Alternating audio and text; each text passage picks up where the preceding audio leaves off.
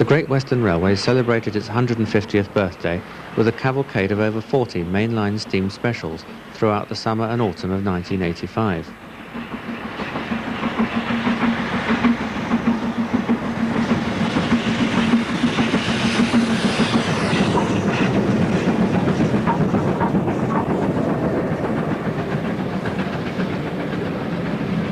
This is a Newport to Hereford train, double-headed with Clun Castle and Hagley Hall.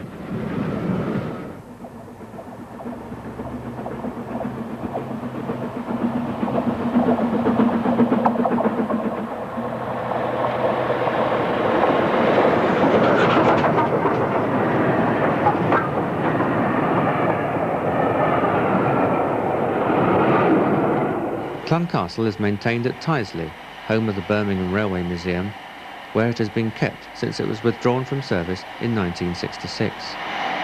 Built in 1950 at Swindon Works to the same basic design as the first castles in 1923, Clun Castle has now spent more years in preservation than in line service.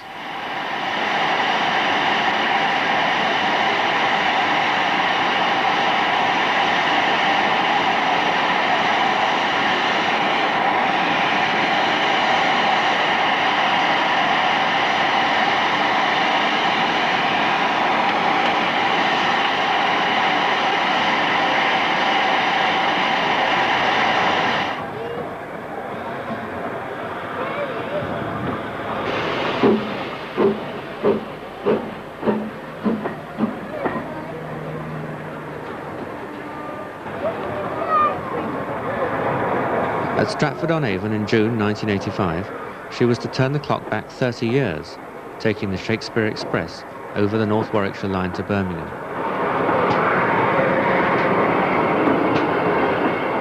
Once the Great Western trunk line from the Midlands to the west, the route has been abandoned south of Stratford and is now threatened with complete closure.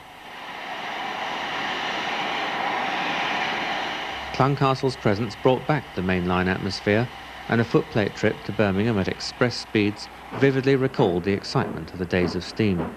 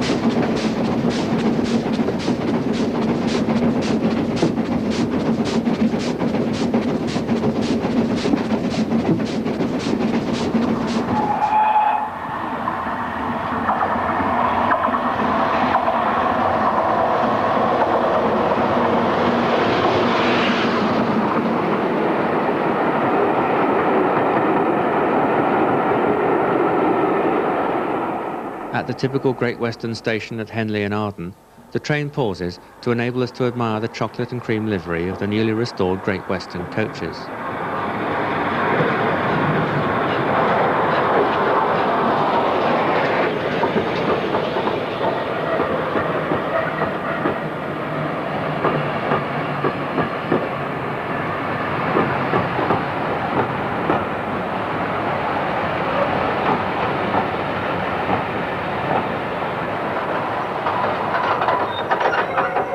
The 12-wheeled Royal Saloon, pride of the Birmingham Railway Museum, dates from 1940, while the inspection coach was built in the 30s.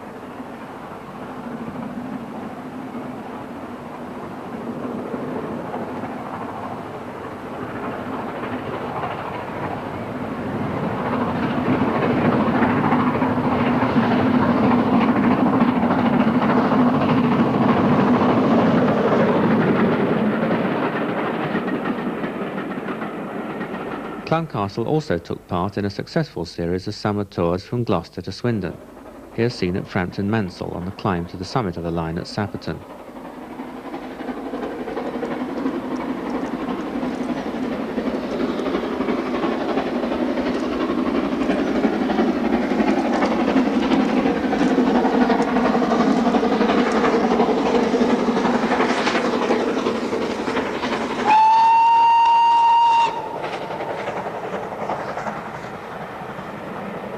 Guests attending British Rail's Newport Freight Spectacular in September were brought to the scene by Steam Special, hauled by Clun Castle.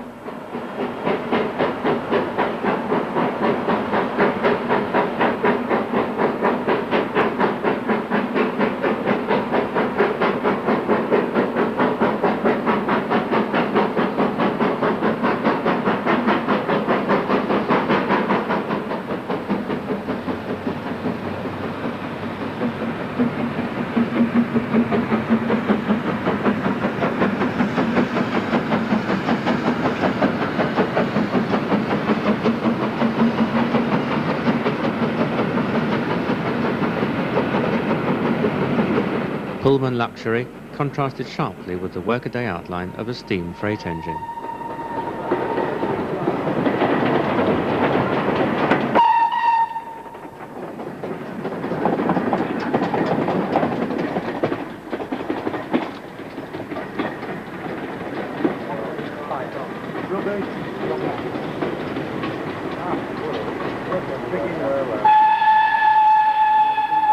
(2857) was a Churchwood engine, built at Swindon in 1918 and hauled heavy freight on the GWR until withdrawal in the 60s. It was rescued from Barry's scrapyard in 1975 and taken to the Severn Valley Railway. The discovery of damage to the superheater flue and cracks in one of the cylinder blocks led to delays in the restoration work, which took 5 years to complete. It all seemed worth it, as the first scheduled steam freight for 20 years left Alexandra Dockyard for Newport, recalling the once familiar sight of steam in the service of industry.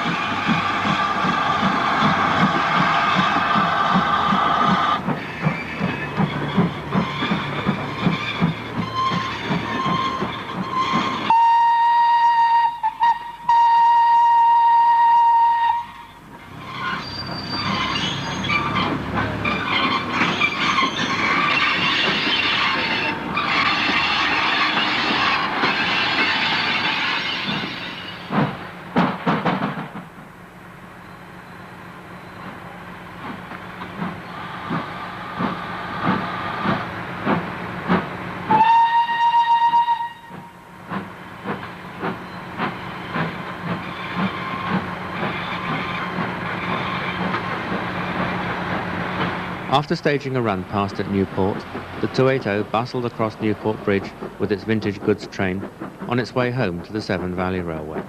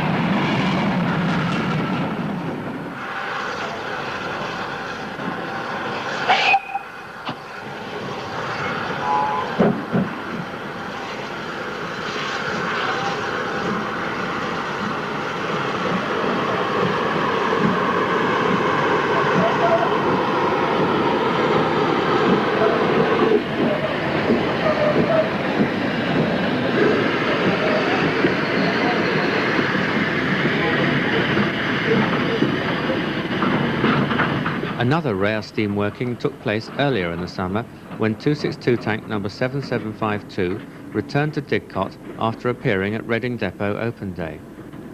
The special freight of preserved stock included the broad gauge replica Iron Duke, en route for display in Birmingham via Didcot.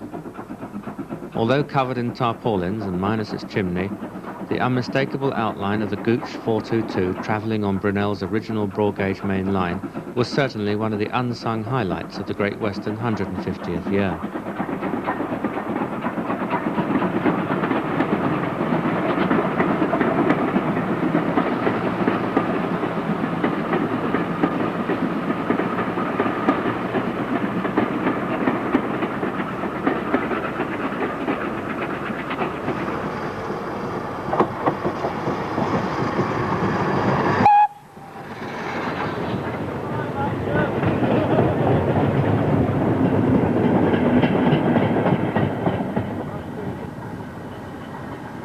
Great Western steam also attracted royal interest when the Duke of Gloucester visited Birmingham Railway Museum on June the 5th. After inspecting the broad gauge replica, the Duke went to Birmingham Moor Street station to visit the GW150 exhibition train. Here, splendidly turned out, was Clun Castle, waiting to take him in the newly restored Royal Saloon on a trip to Tyseley. To mark the occasion, a special Royal Train lamp was carried on the front of the engine. The Duke, however, much preferred the locomotive to the saloon, and in his enthusiasm at the prospect of a footplate trip on the main line, almost forgot to thank the Deputy Manager of the London Midland region, his host for the occasion. With the courtesies completed, the Duke was off, and Clun Castle left Moor Street for Tyseley with more people on the footplate than the regulations normally allow, but nobody was counting on this occasion.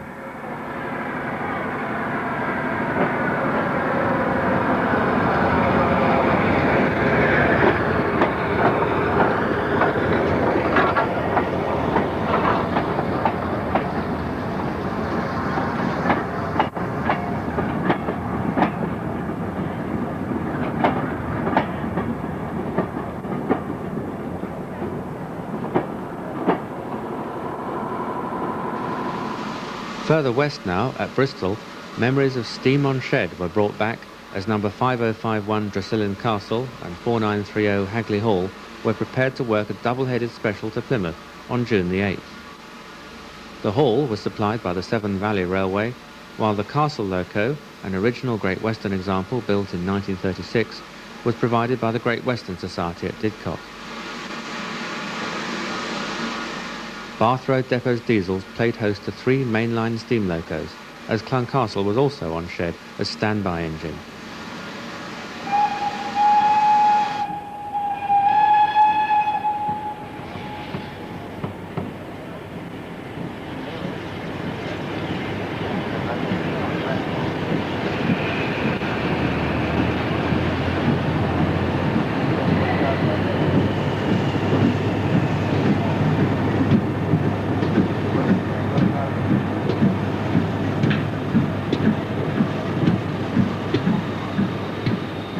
Steam locos were taking over a special from Paddington, brought into Temple Mead Station by a Class 47 diesel Isambard Kingdom Brunel, specially named for the GW150 celebrations and turned out in GW-style livery and number plates.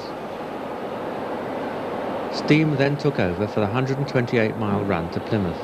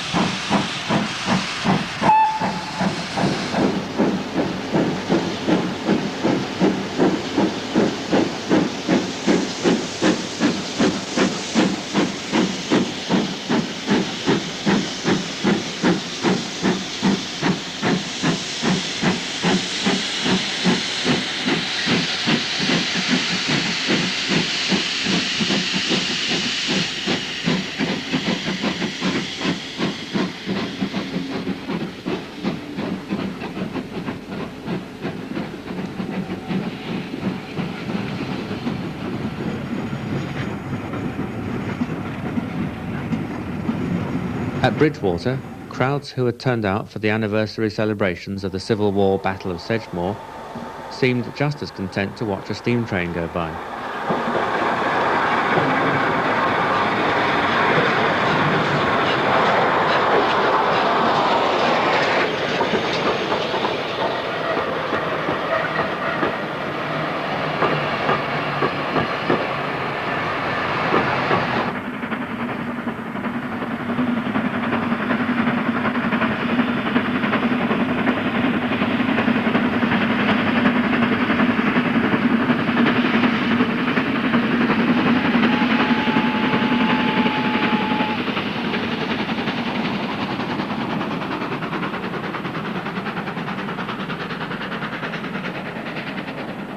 After climbing the Somerset Hills towards Whiteball Summit, the train passed along the well-known stretch at Dawlish, where the Great Western promoted its famous Holidays in the West.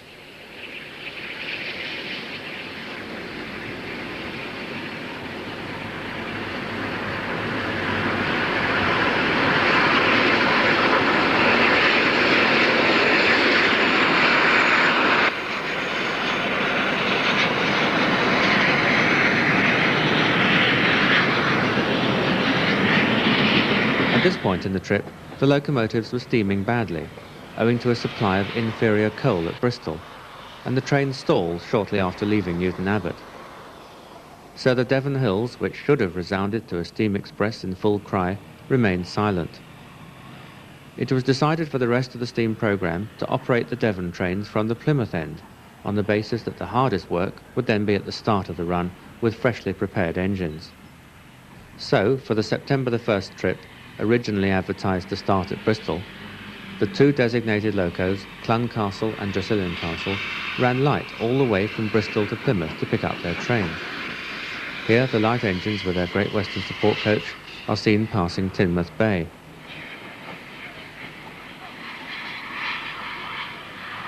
The engines were briefly serviced at Plymouth Lera depot, while superpower in the form of a diesel Class 50 was provided for the crew support coach to attach it to the train waiting at North Road Station.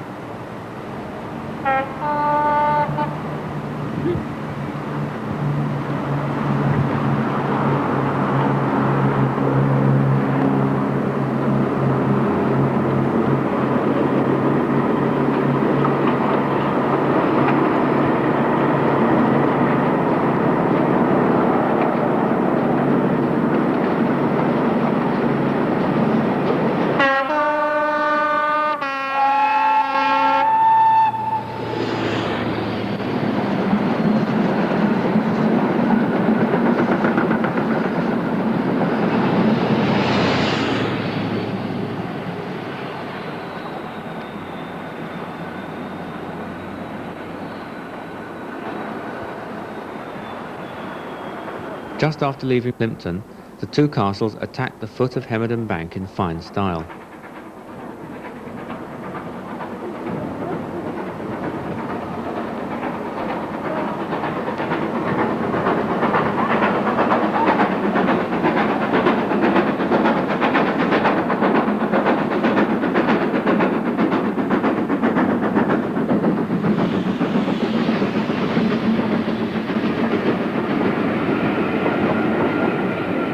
Devon Banks now echoed properly to the sounds of steam.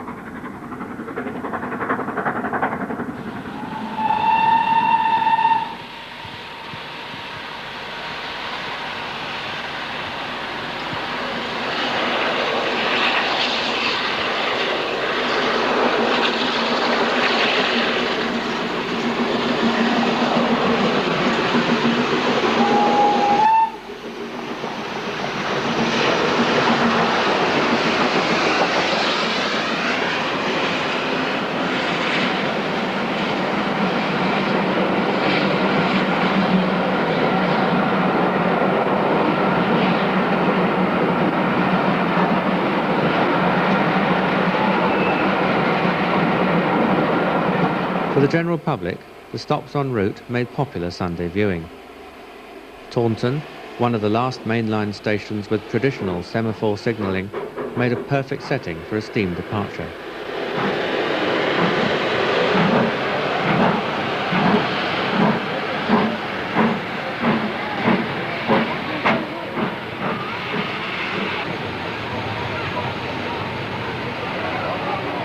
One of the most interesting steam trips of Great Western 150 was a run from Truro to Plymouth on Friday, September the 6th. The locomotive earmarked was, naturally enough, the one-time rail speed record holder, City of Truro. But restoration of the loco had been held up, and it wasn't sent out on a test run until September the 3rd, by which time the Truro run had been allocated to another locomotive.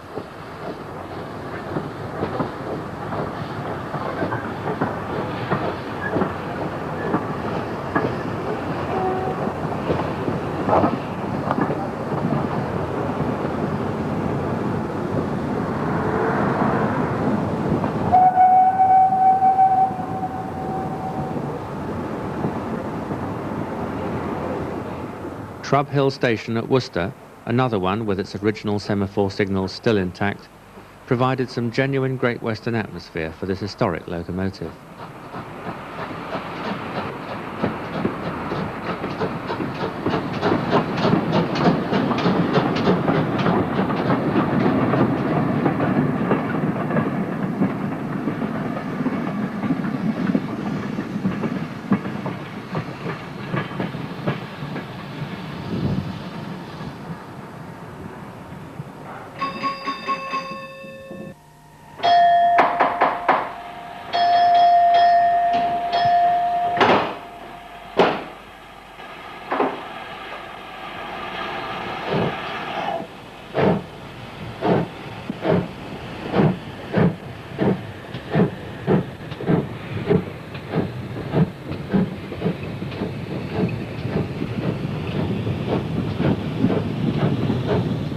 The engine was en route back to Kidderminster, to its temporary home on the Severn Valley Railway. So, for the rest of the summer, City of Truro had to exchange the glamour of the main line for the rustic charms of the country branch, as the Severn Valley Railway, who had restored the engine, showed it off to the public for the first time in 24 years.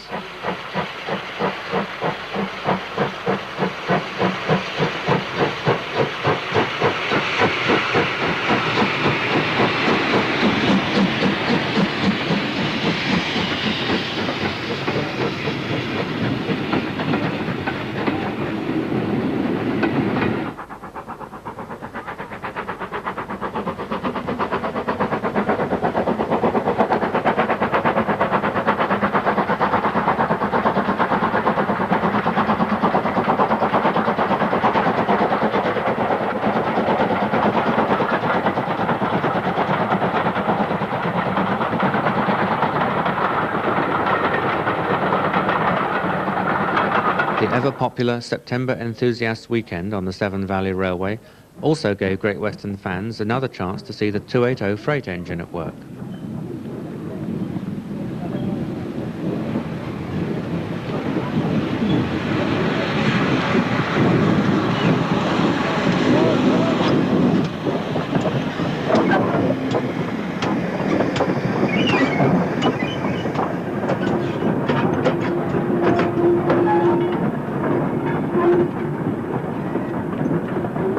A regular Severn Valley loco is Hinton Manor, restored in early British Railways black.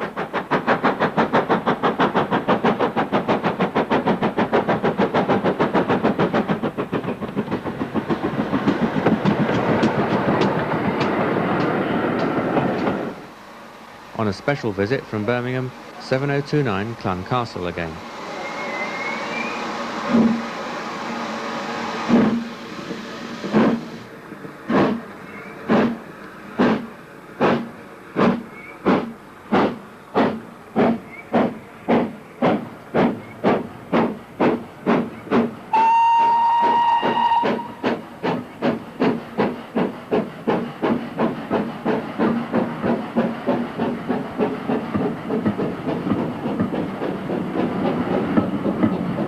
Finally, an unusual pairing as two one-time record holders on the Plymouth run, City of Truro and Clun Castle, leave Kidderminster together back to back.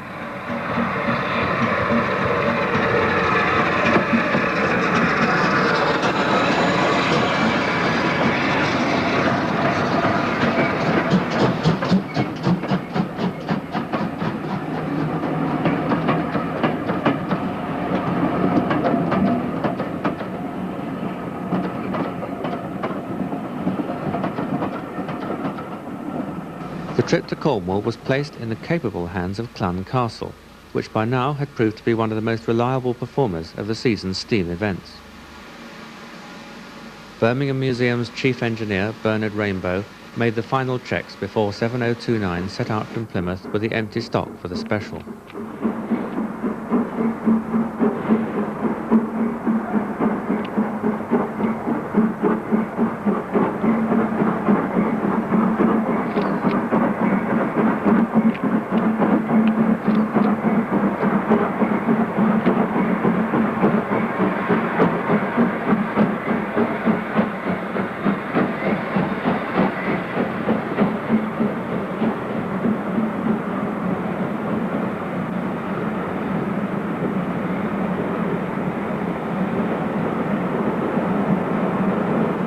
The trip was to take steam back onto the Cornish main line for the first time in 21 years, over the famous Royal Albert Bridge across the Tamar at Saltash, built by Brunel in 1859. This is the most impressive of Brunel's original structures still in service, and forms a lasting memorial to the great engineer. Other Brunel viaducts, such as this one near Liscard, have since been replaced by more modern ones. While the original stone piers with their flying buttresses stand alongside, ruined cathedrals from the first age of steam. Holiday crowds besieged the small engine shed at St Blazey as Clun Castle squeezed onto the turntable.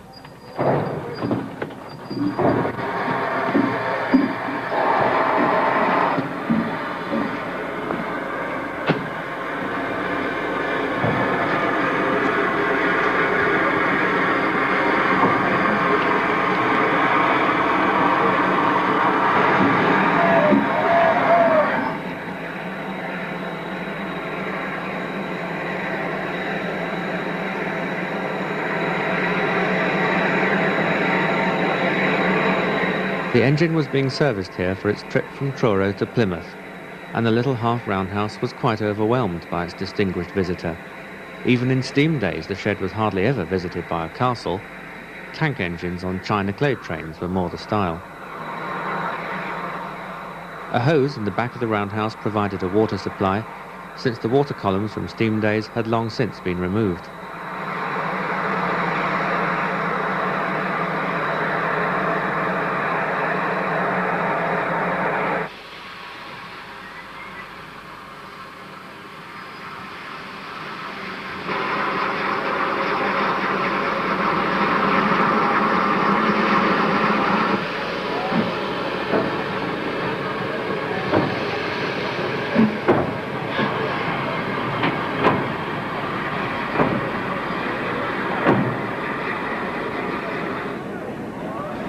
Once serviced, the castle set out to pick up its train for a unique event, the return of steam to the Cornish main line.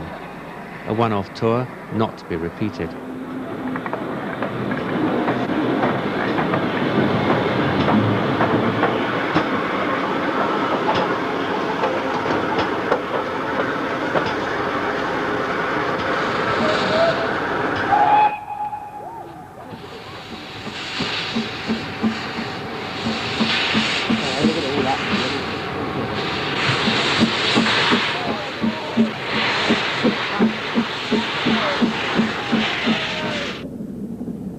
A Brunswick green engine streaking through the Cornish countryside with a rake of chocolate and cream carriages seemed too good to be true, but it was there for all to see, and in perfect sun too, just like the Great Western holiday brochures.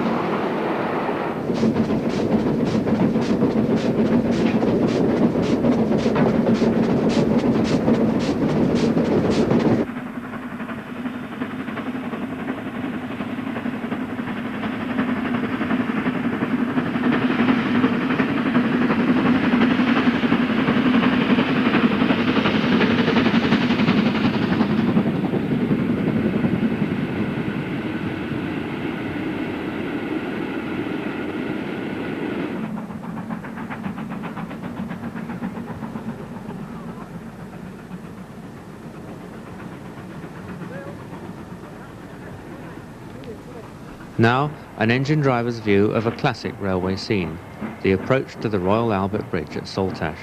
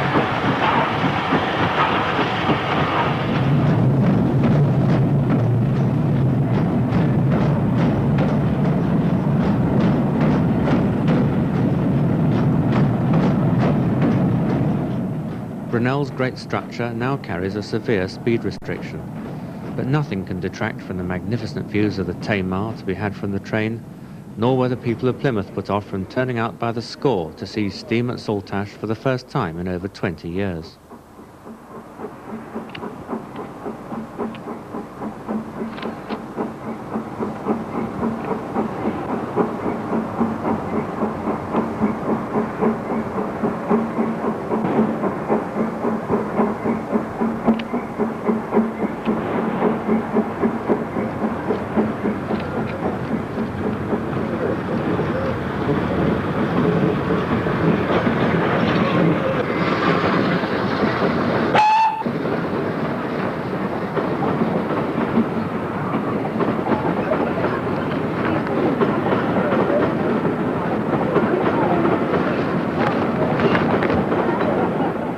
After its successful trip to Cornwall, Clun Castle joined forces with Clun Castle again for the September the 8th run from Plymouth back to Bristol.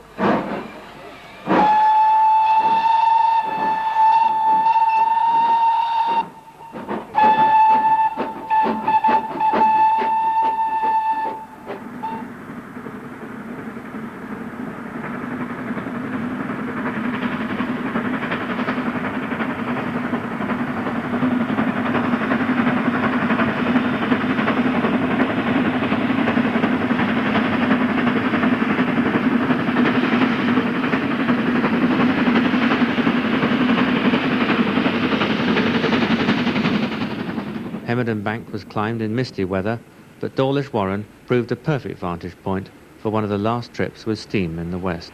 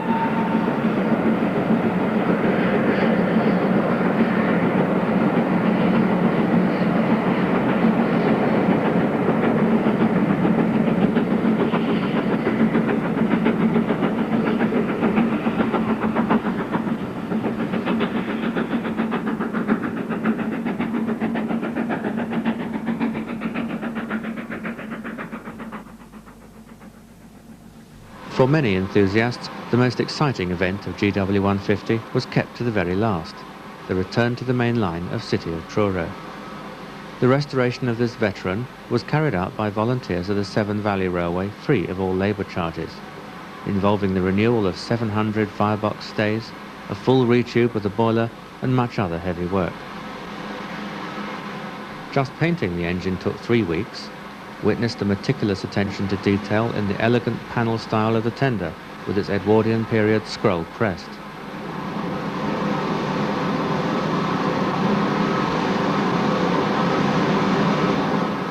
Designed by Churchwood and built at Swindon in 1903, this was one of the last of the flyers, that Victorian breed of small but very fast locos designed for short trains in the days when speed was only associated with first-class passengers and ocean mails. It was near Wellington in 1904 that City of Truro reached a speed of 102 miles an hour while hauling the Plymouth Mail, a world rail speed record, still held by the engine on its retirement in 1931. Our selection of the events of GW 150 ends with City of Truro's triumphant, if somewhat sedate, return to the main line, Gloucester to Newport, October the 20th, 1985.